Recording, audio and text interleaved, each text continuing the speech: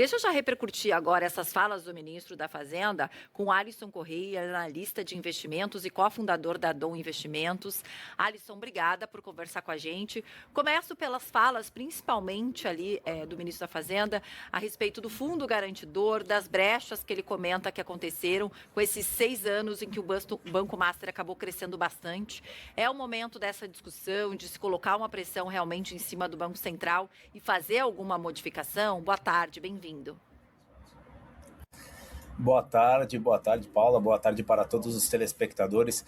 Na verdade, eu acho que é função, né, do Banco Central, dos órgãos reguladores estarem constantemente avaliando, né, os riscos, né, que o sistema financeiro como um todo podem ter. Sinceramente, Paula, aqui analisando um pouco da fala do ministro, ele não chega numa conclusão objetiva, né? Ele diz que eles estão avaliando de que está sendo visto, nem tanto ao mar, nem tanto à terra, né? Tem aí algumas frases de efeito aí para dar a entender de que está sendo levantado ou estão tentando ver alguma forma de ajuste, né, em cima do Fundo Garantidor de Crédito, mas de certa forma não temos conclusão nenhuma, pelo menos no curto prazo, né? Então, por quê? Porque não é tão simples assim de você mexer, porque a métrica até então do Fundo Garantidor de Crédito, ela sempre foi muito eficiente, né?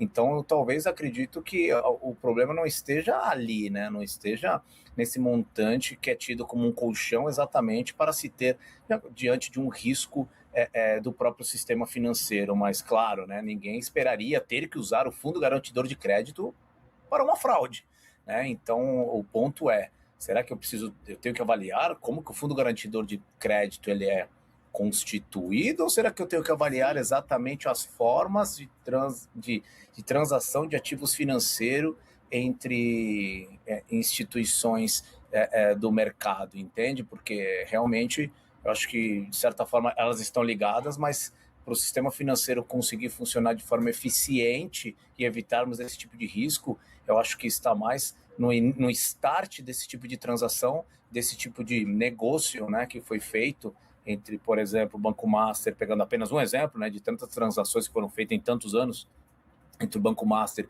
e o BRB, que ficou mais conhecido, né, e títulos que simplesmente não tinham aí nenhum tipo de respaldo. De uma forma geral, como é que o mercado financeiro tem visto esses escândalos envolvendo o Banco Master? Com receio, receio do futuro, do que pode, aonde essas investigações podem levar, receio de, mais uma vez, a gente ter que lidar com falta de credibilidade nos investimentos aqui no Brasil. Qual que tem sido aí a conclusão, pelo menos até agora, que você traria do mercado financeiro a respeito desse escândalo? Eu acho que no início, Paulo, a gente teve uma mancha, né?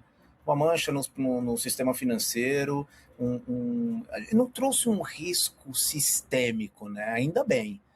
Então, as pessoas que perderam até o que era garantido pelo Fundo Garantidor de Crédito estão sendo ressarcidas, mais de 36 bilhões aí já foram devolvidos, de aproximadamente um pouco mais de 40 que se deve, né, para quem estava novamente dentro até dessa faixa desse limite, né, que era que estava aí na legalidade de ser ressarcido. Então, de certa forma, esse mecanismo até que funcionou, né? Agora, claro, né, quando você tem esse tipo de escândalo, o primeiro efeito, ele é um efeito de imagem, né? Ele é um efeito que acaba respingando em todo mundo que trabalha no mercado financeiro, porque as pessoas querem entender, né, se quando você vai ofertar algum tipo de produto que ele paga acima da média, se realmente toda vez que você for ofertar isso para algum cliente, isso tem alguma coisa ou isso pode ser que tenha alguma ilegalidade, e nem sempre é, né? Quer dizer, na grande maioria das vezes não é.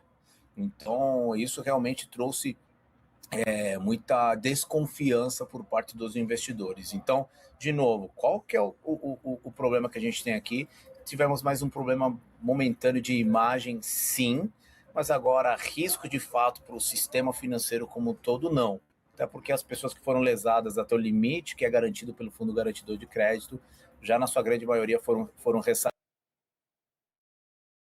Travou um pouquinho o Alisson, mas deixa eu aproveitar enquanto a gente reconecta ele e para a gente debater também com ele IPCA. Saiu hoje, tá? Os dados do Índice Nacional de Preços ao Consumidor Amplo e em janeiro subiu 0,33%, de acordo com esses dados que foram divulgados mais cedo pelo IBGE. Nos últimos 12 meses, a inflação ficou em 4,44%, um valor acima dos 4,26% dos 12 meses anterior.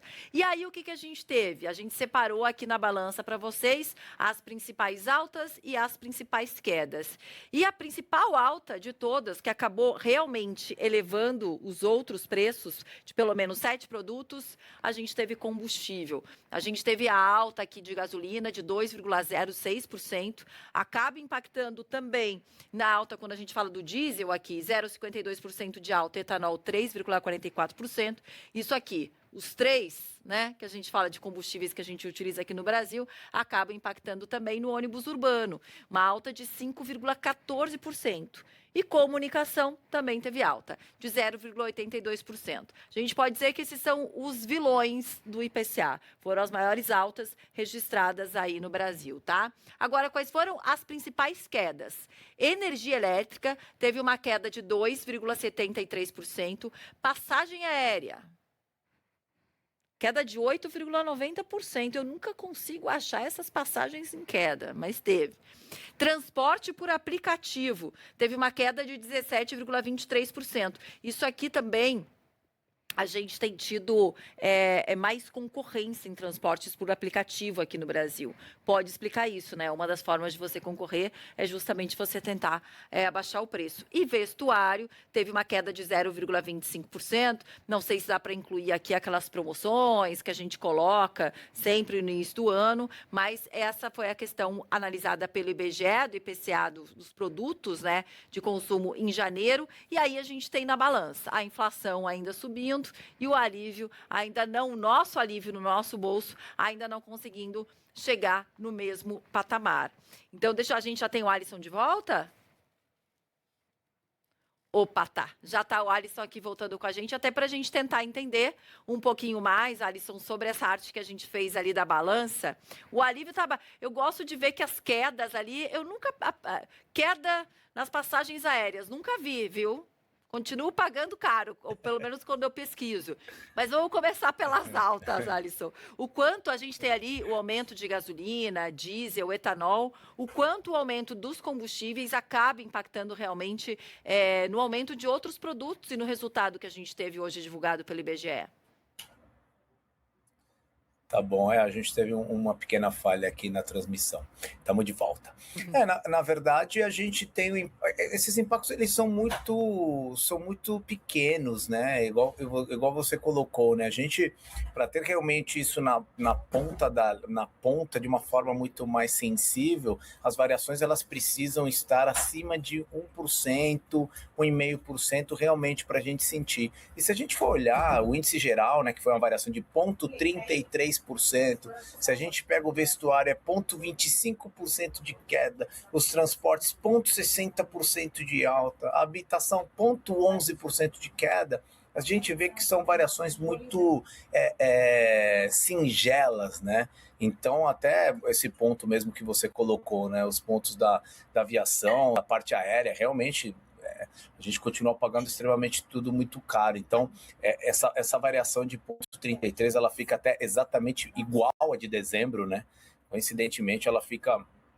Se a gente comparar janeiro de 2026 com janeiro de 2025, realmente a gente teve uma variação muito acima, mas é porque em janeiro do ano passado a gente ainda estava tendo aqueles incentivos de Itaipu. Então não é uma conta muito certeira de se fazer. Então esse valor que a gente tem hoje, ele é muito mais fidedigno realmente à nossa realidade, uma realidade de dezembro, onde a gente tem bastante consumo, bastante energia, bastante quente, né? A gente tem muito consumo de energia, a gente tem muitas viagens por turismo, né? E a gente agora em janeiro também. Então, novamente, né, acho que esses pontos, assim, as variações, eles ficaram em variações muito, muito pequenas, assim, se a gente pegar quase todos, né, a parte de alimentação, a parte de transportes, a parte de artigos de residência, a parte de educação, enfim. Então, acho que é por isso que a sensibilidade no bolso, né? Quando a gente olha o número, a gente imagina que a gente deveria estar sentindo mais, né?